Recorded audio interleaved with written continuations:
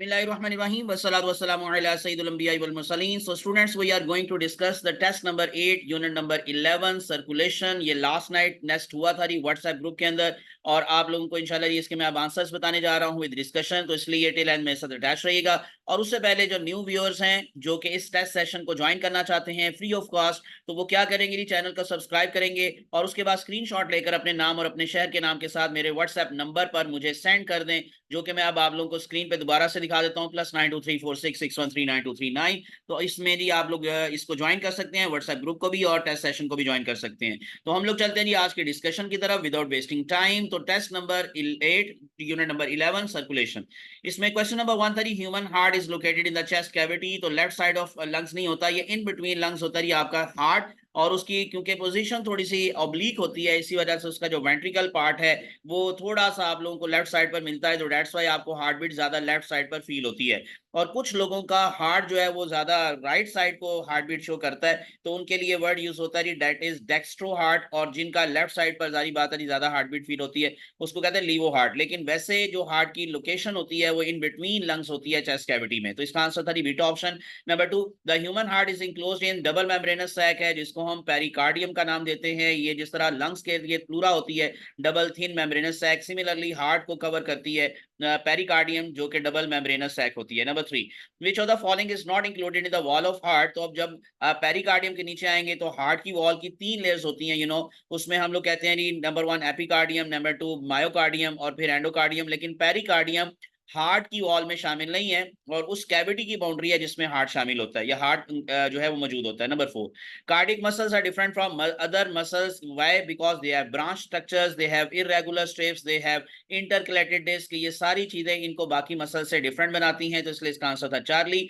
Number 5, the heart contracts at normal rate with rhythmicity under the control of autonomic nervous system. इसको control करता है आपका जो hind brain है, वहां से ये नर्व्स ओरिजिनेट होती हैं, और उसके बाद फिर इसी तरह से जो आप लोगों का ऑटोनॉमिक नर्वस सिस्टम है उसमें ये हार्ट आता है, यानी कि इनवॉलेंटरी एक्शंस के हवाले से हम इसकी बात करते हैं। Number 6, the right ventricle receives deoxygenated blood किसके थ्रू? Atrioventricular valve. तो यहाँ पर वॉल्व्स के बारे में आप लोगों को पूछा गया है, तो हम आंसर देंगे डेल्टा आर्टरियो वेंट्रिकुलर वॉल्व। चाहे राइट हो चाहे लेफ्ट हो, इसका एक ही नाम है। वैसे कि राइट साइड पर ट्राइकस्पिड होता है, और उसके बाद फिर जो लेफ्ट साइड होता है वहां पर बाइकस्पिड होता है। Number 7, the wall of right ventricle is. तो वेंट्रिकल राइट वेंट्रिकल की दीवार जी पतली होती है as compared to left ventricle. Left ventricle की वॉल सबसे मोटी होती है, तो इसलिए यहाँ पर जो लिखा हुआ है 3 टाइम्स थिकर, 5 टाइम्स थिकर, ये बेसिकली अगर अप्लाई भी होगा तो ये लेफ्ट पर ऊपर अप्लाई होगा, राइट पर अप्लाई नहीं होगा, तो इसलिए इसका आंसर था none of these. Number 8, papillary muscles locate होते हैं ये मौजूद होते हैं in the wall of ventricles, दोनों राइट और लेफ्ट दोनों वेंट्रिकल्स की वॉल में ये मौजूद होते हैं। Number 9, first order branches of aorta supply oxygenated blood to heart muscles, यानी कि सबसे पहले कोरोनरी आर्टरीज की ये बात हो रही है, तो coronary arteries the first branches of the aorta, और उसके बाद फिर जब वो ऊपर की तरफ जाती है एक आर्च बनती है, तो वहां से कैरोटिड आर्टरी की 3 ब्रांचेस जो निकलती हैं, तो वो सेकंड ऑर्डर ब्रांचेस होती हैं। जो फर्स्ट ऑर्डर ब्रांचेस हैं वो कोरोनरी आर्टरीज हैं जो कि हार्ट के मसल्स को ऑक्सीजनेटेड ब्लड सप्लाई करती हैं। Answer is the Charlie, heart muscles. Number 10, before going to the heart deoxygenated blood with absorbed food comes toward liver through। ये आप लोगों को बड़ा एक इंपॉर्टेंट पॉइंट है, हेपेटिक वेन और हेपेटिक पोर्टल वेन में क्या डिफरेंस है। जो हेपेटिक वेन है ये लीवर से सारों का ब्लड, यानी कि अपना भी उसका ब्लड और बाकी के डाइजेस्टिव सिस्टम के पार्ट्स का भी ब्लड जो आगे सप्लाई होता है टूवर्ड हार्ट, वो हेपेटिक वेन के थ्रू। लेकिन जो लीवर रिसीव करता है बाकी सारे के सारे पार्ट से, वो कौन से वाला होता है, कौन सी वाली वेन होती है? वो हेपेटिक पोर्टल वेन होती है, जो लीवर की तरफ जाती है सबका डीऑक्सीजनेटेड ब्लड लेकर, जो कि आप लोगों के डाइजेस्टिव सिस्टम के पार्ट्स हैं, और उसके बाद एक सिंगल वेन निकलती है जिसको हम हेपेटिक वेन का नाम देते हैं। 11, relax period of heart chambers is called diastole, जिसको हम लोग डायस्टोल कहेंगे, बाकी कंट्रैक्शन फेज को सिस्टोल कहते हैं। Number 12, during cardiac cycle the muscle of right atrium contract करते हैं बिफोर राइट वेंट्रिकल। जारी बात है कि राइट एट्रियम के जो मसल्स हैं वो लेफ्ट वेंट्रिकल, ये राइट वेंट्रिकल से, या मतलब जो अभी इसका आंसर मैंने बता दी बिफोर राइट वेंट्रिकल, तो उससे पहले और आफ्टर जो राइट वेंट्रिकल लिखा हुआ है वो भी गलत है, और साइमल्टेनियसली नहीं होता, पहले आर्टरिया के मसल्स कंट्रैक्ट करते हैं और उसके बाद फिर वेंट्रिकल के मसल्स कंट्रैक्ट करते हैं। नंबर 13, ट्राइकस्पिड बाइकस्पिड, पीछे मैंने नाम आपको बता दिए, they are close at the time of ventricular systole, या वेंट्रिकल से ब्लड निकलता है और पंपिंग शुरू होती है नीचे वाले पार्ट की, तो उस वक्त ये दोनों वॉल्व क्लोज हो जाते हैं ताकि ब्लड पीछे आर्टरिया में ना जाए। 14 डब साउंड, यानी पहले लब है बाद में डब है, तो लब साउंड प्रोड्यूस होती है ट्राइकस्पिड और बाइकस्पिड वॉल की क्लोजिंग से, और बाइकस्पिड का दूसरा नाम होता है मिट्रल वॉल, तो इसलिए इसका आंसर ना तो ये था ना बी ना C. Delta option is the answer. Semilunar valves की क्लोजिंग से डब साउंड प्रोड्यूस होती है, यूं हार्ट बीट कंप्लीट होती है। 15 in normal person one complete heart beat last for about 0.8 second, बहुत आसान था। और अगर आप 72 टाइम्स कहेंगे तो ये आपको एक मिनट के हवाले से इंफॉर्मेशन दी जाती है, वैसे 0.8 सेकंड का ये कार्डियक साइकिल होता है। 16 pacemaker in man is located on right atrium, जिसको हम लोग दूसरा नाम देते हैं दैट इज साइनस, जो है ना जो है sino atrial node, SA node, तो ये राइट एट्रियम के टॉप पर मौजूद होता है। 17 the delay in the conductance of the impulse from the SA node to AV node, तो ये 0.15 सेकंड आपकी बुक की लाइन भी है, और वैसे भी ये ड्यूरेशन है 0.515 second, that is Charlie option. 18 artificial pacemaker is used in all of the following conditions सवाए, यानी अब इम्पल्सेस इनिशिएट करता है ऐसे नोड वो वीक हो, या there is a block in the flow of electric impulse, वो भी सही है, एवी पाथवे ब्लॉक हो तब भी। लेकिन जब inter arterial foramen fail to close, तो उसकी वजह से यू नो कि जो हम कहते हैं कि जो ब्लू जो है वो बेबीज के बारे में कॉन्सेप्ट है, जिसको हम ब्लूनेस ऑफ स्किन कहते हैं, साइनोसिस, ये उससे रिलेटेड बात है, लेकिन इसका ताल्लुक आर्टिफिशियल पेसमेकर से नहीं है, तो beta option is the answer. 19 which is not included in sinoatrial node, तो तीन चीजें उसमें इंक्लूड हम करते हैं, कार्डिक फाइबर्स को, एक फ्यू मायोफिब्रल्स को, और तीसरा जो नर्व एंडिंग होती है किसकी, मोटर न्यूरॉन्स के हवाले से, जो आप लोगों को मालूम है ऑटोनॉमिक नर्वस सिस्टम से रिलेटेड है। यहाँ सोमैटिक नर्वस सिस्टम लिखा हुआ है जो गलत बात है, तो इसलिए ये इसमें इंक्लूड नहीं होगा, beta option. 20 myocardium of ventricles receive regulatory impulse directly from excitable fibers of interventricular septum, जो कि कि राइट और लेफ्ट वेंट्रिकल्स के दरमियान का एरिया है, वहां ये फाइबर्स होते हैं एक्साइटेबल फाइबर्स, परकाइन फाइबर्स, परकिंजी फाइबर्स, आप लोगों ने ये नाम सुने होते हैं, तो इसी से रिलेटेड वर्ड्स हैं, तो यहां से ये इंपल्स जो है वेंट्रिकल्स की वॉल को जाती है। 21 इन इलेक्ट्रोकार्डियोग्राम, जिसको हम ईसीजी कहते हैं, क्यूआरएस वेव किसको शो करती है, just prior to the ventricular systole, यानी कि ये सबसे जो है ना, जो कह ले कि सबसे ज्यादा एक्साइटेड आपको वेव मिलती है, तो ये ईसीजी में हमें पता चलता है, और ये कब की बात है, वेंट्रिकुलर सिस्टोल से पहले वाली बात है। 22 ECG helps to diagnose the abnormalities in the heart physiology, यानी कि हार्ट बीट, हार्ट का फंक्शन वो सही चल रहा है कि नहीं चल रहा है, इसका हार्ट की मॉर्फोलॉजी से या एनाटॉमी से या लोकेशन से कोई ताल्लुक नहीं है। 23 आर्टरीज ऑलवेज कैरी करती हैं blood away from the heart, लेकिन हम कहेंगे ऑलवेज कैरी ऑक्सीजनेटेड, गलत बात है, क्योंकि पल्मोनरी आर्टरीज के अंदर डीऑक्सीजनेटेड ब्लड होता है, इसी तरह से पल्मोनरी वेन्स होती है, उनके अंदर ऑक्सीजनेटेड ब्लड होता है, तो आर्टरीज और वेन्स में जो मेन डिफरेंस है वो ब्लड की डायरेक्शन का है, कि ब्लड अवे फ्रॉम हार्ट या टुवर्ड हार्ट, तो टुवर्ड हार्ट वेन्स और away from heart arteries.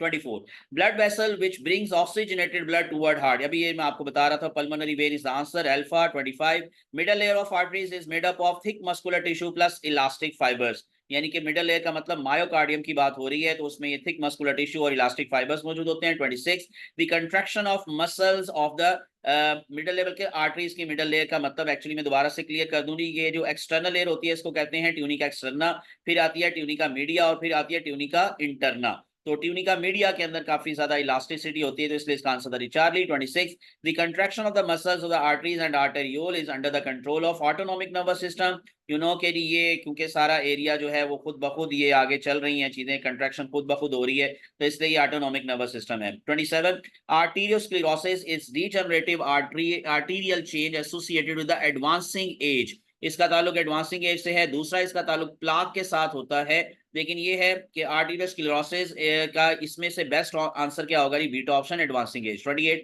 Maximum blood flow is seen in aorta which is 50 centimetre पर सेकंड, ये आपको ना 500 मिलीमीटर पर सेकंड या 50 सेंटीमीटर पर सेकंड दोनों सही है, क्योंकि 500 मिलीमीटर का मतलब ये है कि क्योंकि एक सेंटीमीटर में 10 मिलीमीटर होते हैं, तो जब हम इसको 10 से मल्टीप्लाई करेंगे तो मिलीमीटर में आंसर आ सकता है, तो इसलिए अगर 500 का आंसर देना है तो मिलीमीटर के साथ। Next one 29 every cell is in direct contact with the capillaries सवाए लीवर के, तो लीवर का डायरेक्ट कॉन्टैक्ट जो है वो कैपिलरीज के साथ नहीं है, बाकी हार्ट का, लंग्स का, किडनीज का, every cell is in direct contact. Next one 30 the diameter of capillaries can be increased by, तो इसका जो है जी दोबारा से मैं बता देता हूँ जी, the diameter of capillaries can be increase by chemicals such as histamine, वो इन्फ्लामेशन काज करते हैं, तो उसकी वजह से डायलेशन होती है। 31 the amount of the blood flowing in capillaries is regulated by pre-capillary sphincter, तो ये पहले होता है प्री कैपिलरी स्फिंक्टर, उसके बाद फिर ब्लड जाता है कैपिलरीज के अंदर, तो वो इसके जो फ्लो है उसको कंट्रोल करता है, क्योंकि ये फिर बंद हो जाता है और ब्लड वापस नहीं आता। 32, which of the following is found in blood capillaries, larger bore, क्योंकि आर्टरीज, वेन्स और कैपिलरीज में सबसे बड़ा बोर इसका होता है, नो डाउट। लेकिन उसके बाद फिर जब हम लोग कहते हैं कि एओर्टा जो है वो या आर्टरीज होती हैं वो प्रेशर की वजह से जब उनका बोर बड़ा होता है तो वो इलास्टिसिटी की वजह से, लेकिन कैपिलरीज का नॉर्मली जो है वो बोर उनसे ज्यादा होता है।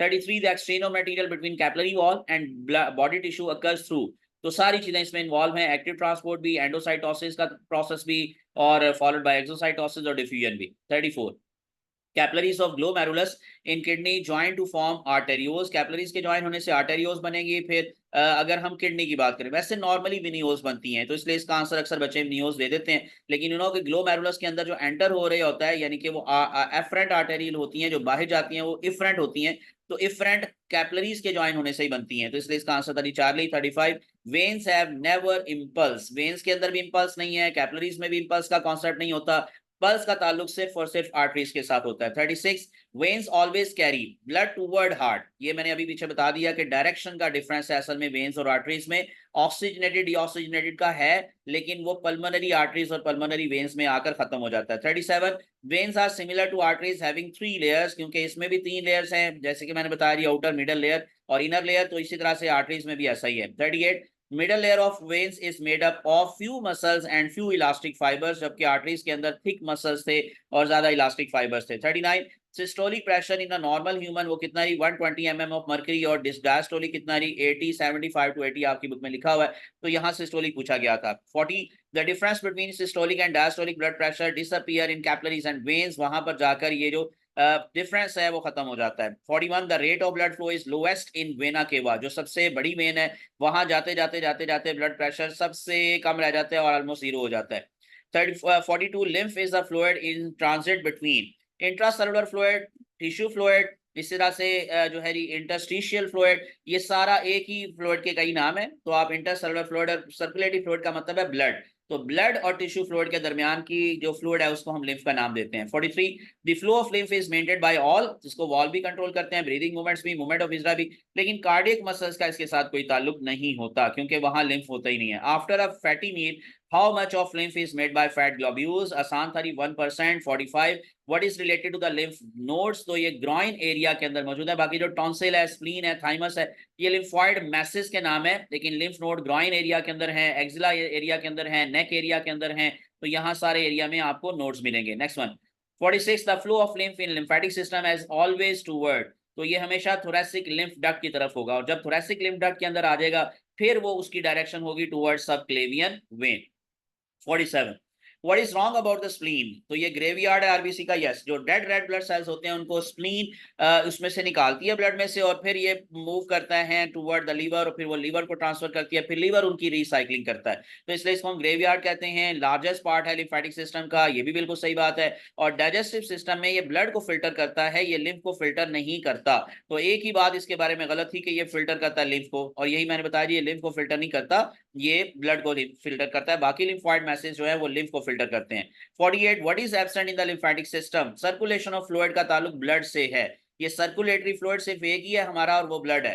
सर्कुलेशन कहते हैं कि जहां से चले वहां वापस भी आए, लेकिन लिम्फेटिक सिस्टम में जो लिम्फ होता है जहां से मूव करता है, that is you know the tissue area, तो वहां वापस नहीं आता, वो ब्लड में अपनी चीजें ट्रांसफर कर देता है, तो इसलिए सर्कुलेशन इसमें नहीं होती, बाकी फ्लो तो होता ही है, ट्रांसपोर्ट भी होती है और वॉल्स भी मौजूद होते हैं। 49, सेकंड लास्ट था जी, lymph is fluid always inside cells, तो ये जो है ना lymph is fluid always in between cells, inside cells, bright red या फिर इनसाइड वेसल्स, तो ये जी इसमें की में गलती है, ये की में गलती है, इनसाइड सेल नहीं, इसका आंसर है इनसाइड वेसल्स। मैं दोबारा क्लियर कर देता हूं इसको, इंशाल्लाह बाद में मैं चेंज भी कर दूंगा, तो ये इनसाइड वेसल्स होता है लिम्फ, हमेशा कभी भी सेल्स के दरमियान के फ्लूइड को हम नहीं कहते, कभी भी इनसाइड सेल्स नहीं होता, ये गलत है, ये चार्ली ऑप्शन के अंदर ऑप्शन गलत है, की में गलती है, तो इसका सही आंसर है अल्फा, दोबारा नोट कर ले, अल्फा इनसाइड वेसल्स। और लास्ट वन था origin of lymph is tissue fluid, तो ये ओरिजिन ऑफ लिम्फ का मतलब जो टिश्यू फ्लूइड है वो जब वेसल्स में आएगा, लिम्फ वेसल्स में आएगा, देन हम उसको लिम्फ कहना शुरू कर देंगे, तो इसलिए इसका ओरिजिन टिश्यू फ्लूइड है, ब्लड प्लाज्मा लीवर या स्प्लीन नहीं है। ये थी आज की discussion related to the circulation, उम्मीद है कि आप लोगों के पॉइंट्स मजीद क्लियर हुए होंगे, और अब मैं आखिरी टेस्ट का अनाउंस कर दूं, जो इस फेज 1 का लास्ट टेस्ट है वो इंशाल्लाह होगा कल, बल्कि हाँ यस कल 13 अगस्त को, यानी कि ये टेस्ट किसका है, इम्यूनिटी का। इस तरह पार्ट 1 की सारी चीजें, पार्ट 1 के जितने टॉपिक्स थे एफएससी के अंदर वो क्लियर हो जाएंगे, और इंशाल्लाह फिर फेज 2 स्टार्ट होगा हमारा पार्ट 2 की बुक का, और वो इंशाल्लाह उसका स्केड्यूल आपके साथ मैं बाद में शेयर करूंगा। तो अभी के लिए यही कि कल लास्ट टेस्ट है फेज 1 का, तो इसमें भरपूर पार्टिसिपेट कीजिएगा, इंशाल्लाह आप लोगों को मजीद फायदा होगा। मुझे अपनी दुआ में याद रखिएगा। अल्लाह आप सबका हामी नासिर हो। अल्लाह हाफिज।